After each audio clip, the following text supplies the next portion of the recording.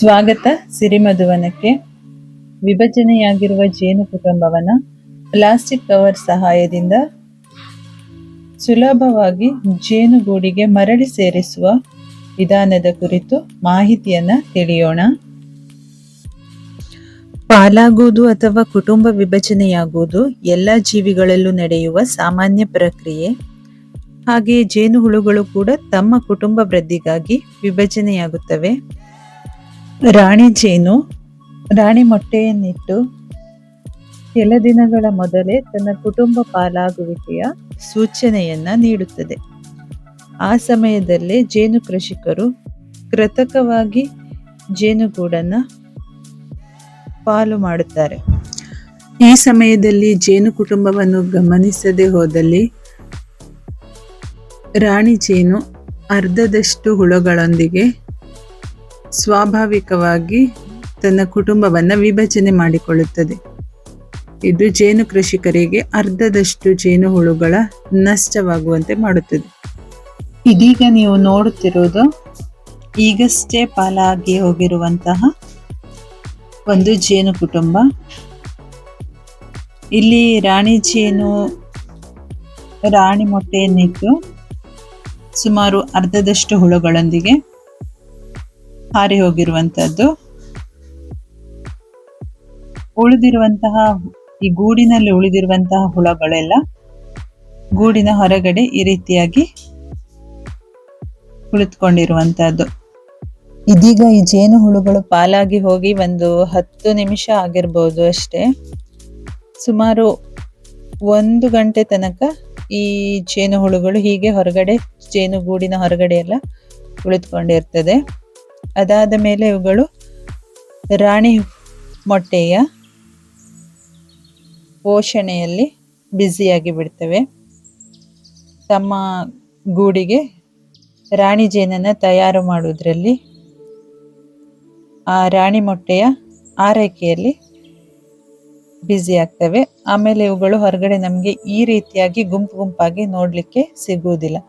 ಇದೇನು ಪಾಲಾಗಿ ಹೋಗಿರುವ ಕೆಲವೇ ಗಂಟೆಗಳಲ್ಲಿ ಇವುಗಳನ್ನ ಈ ಗೂಡನ್ನ ನೋಡಿದ್ರೆ ಮಾತ್ರ ಈ ರೀತಿಯಾಗಿ ಕಾಣಿಸ್ಕೊಳ್ತದೆ. ಇಲ್ಲ ಅಂತಂದ್ರೆ ನಮ್ಗಿದು ಪಾಲಾಗಿ ಹೋಗಿದೆ ಅನ್ನುವುದಕ್ಕೆ ಯಾವುದೇ ರೀತಿಯ ಕುರುಹು ಇರುವುದಿಲ್ಲ.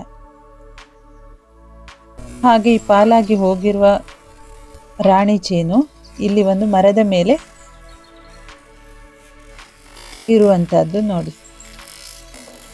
ಇದನ್ನ ನಾವೀಗ ಈ ಪ್ಲಾಸ್ಟಿಕ್ ಕವರ್ ಸಹಾಯದಿಂದ ಯಾವ ರೀತಿಯಾಗಿ ಹಿಡಿಯೋದು ಅನ್ನೋದನ್ನ ತೋರಿಸ್ತಾ ಇದ್ದೀವಿ. ನೀವು ಸುಮಾರು ಒಂದು ದೊಡ್ಡ ಗಾತ್ರದ ಪ್ಲಾಸ್ಟಿಕ್ ಕವರ್ನ ತಗೋಬೇಕಾಗುತ್ತೆ.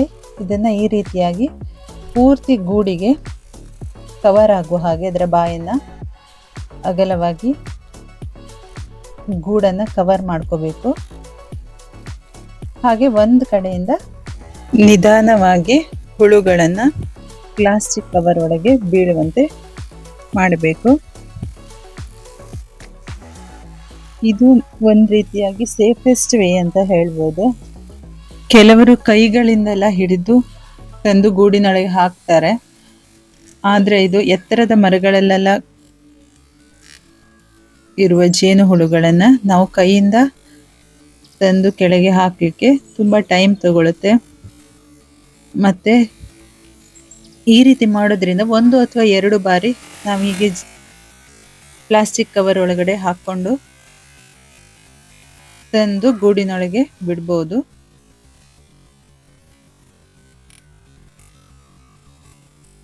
ಇದೊಂದು ಸುಲಭ ವಿಧಾನ ಅಂತ ನನಗೆ ಅನ್ನಿಸ್ತಾ ಇದೆ. ನಾವು ಇದೇ ರೀತಿಯಾಗಿ ಜೇನು ಹುಳುಗಳನ್ನ ವಾಪಸ್ಸು ಗೂಡಿಗೆ ತಂದು ಹಾಕುವಂಥದ್ದು. ಇಲ್ಲಿ ನಮಗೆ ಎಲ್ಲಾ ಹುಳುಗಳು ಬರುವ ಅವಶ್ಯಕತೆ ಏನು ಇರೋದಿಲ್ಲ. ರಾಣಿ ಜೇನು ಒಂದು ಗೂಡಿನೊಳಗೆ ಬಂದ್ಬಿಟ್ರೆ ಉಳಿದಿರೋ ಹುಳುಗಳು ತಾನಾಗೆ ಬಂದು ಇಲ್ಲೇ ಸೇರ್ಕೋತವೆ. ಹೀಗೆ ಇದನ್ನ ಕವರಿಂದ ಗೂಡಿನೊಳಗೆ ಹಾಕಬೇಕು.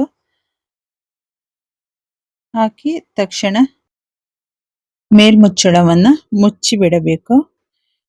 ಹೀಗೆ 1-2 ಬಾರಿ ಪ್ಲಾಸ್ಟಿಕ್ ಕವರ್ ಒಳಗಡೆ ಹಾಕಿ ನಾವು ಪೂರ್ತಿ ಹುಳುಗಳನ್ನ ತಗೊಂಡ್ ಬರ್ಬೋದು. ಈ ಪಾಲಾಗಿ ಹೋಗಿರೋ ಹುಳುಗಳು ಹೆಚ್ಚಿರೋದಿಲ್ಲ.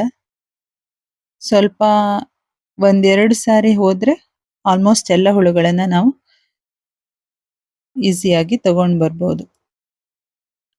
ಹಾಗೆ ಕೆಲವರು ಇಲ್ಲಿ ಹೇಳ್ತಾರೆ ಪ್ಲಾಸ್ಟಿಕ್ ಕವರ್ನ ಒಂದು ಸ್ಮಾಲ್ ಹೋಲ್ ಮಾಡಬೇಕು ಅಂತ. ಹಾಗೇನು ಹೋಲ್ ಮಾಡುವ ಅವಶ್ಯಕತೆ ಇರೋದಿಲ್ಲ. ನಾವು ಇದನ್ನ ರಿಯಲ್ ಆಗಿ ಎಕ್ಸ್ಪೀರಿಯನ್ಸ್ ಮಾಡಿರೋದ್ರಿಂದ ಒಂದೆರಡು ನಿಮಿಷಗಳಲ್ಲಿ ನಾವು ಆ ಹುಳಗಳನ್ನ ಹಿಡಿದು ಜೇನುಗೂಡಿಗೆ ಟ್ರಾನ್ಸ್ಫರ್ ಮಾಡಿ ಬಿಡ್ತೀವಿ. ಅದು ಹೆಚ್ಚು ಹೊತ್ತು ಆ ಪ್ಲಾಸ್ಟಿಕ್ ಕವರ್ಗಳಲ್ಲಿ ಇರೋದಿಲ್ಲ. ಆದ್ರಿಂದ ಅದಕ್ಕೆ ಹೋಲ್ ಮಾಡುವ ಅವಶ್ಯಕತೆ ಏನು ಇರುವುದಿಲ್ಲ. ಹೀಗೆ ಸುಲಭವಾಗಿ ಪ್ಲಾಸ್ಟಿಕ್ ಕವರನ್ನ ಬಳಸಿ ಜೇನು ಹುಳುಗಳನ್ನ ನಾವು ಗೂಡಿಗೆ ಹಾಕಬಹುದು. ಹಾಗೆ ಹಾಕಿ ಮೇಲ್ಮುಚ್ಚಳವನ್ನು ಮುಚ್ಚಿದ್ರೆ ಸಾಕಾಗುವುದಿಲ್ಲ. ರಾಣಿ ಗೇಟನ್ನು ಅಳವಡಿಸುವುದು ಕೂಡ ಅವಶ್ಯಕ. ಇಲ್ಲ ಅಂತಂದ್ರೆ ಆಲ್ರೆಡಿ ಪಾಲಾಗುವ ಮನಸ್ಥಿತಿಯಲ್ಲಿರುವ ರಾಣಿ ಜೇನು ಪುನಃ ಹಾರಿ ಹೋಗುವ ಸಾಧ್ಯತೆ ಇರುತ್ತದೆ. ರಾಣಿ ಗೇಟನ್ನು ಅಳವಡಿಸಿ ಬಿಟ್ರೆ ಬೇರೆ ಕೆಲಸಗಾರ ಹುಳುಗಳು ಮಾತ್ರ ಒಳಗೆ ಹೊರಗೆ ಬರಲಿಕ್ಕೆ ಸಾಧ್ಯ ಆಗ್ತದೆ. ರಾಣಿ ಏನಿದೆ ಅದು ಗಾತ್ರದಲ್ಲಿ ಸ್ವಲ್ಪ ದೊಡ್ಡದಿರೋದ್ರಿಂದ ರಾಣಿ ಗೇಟಿನ ಅಳವಡಿಸಿರೋದ್ರಿಂದ ಹೊರಗೆ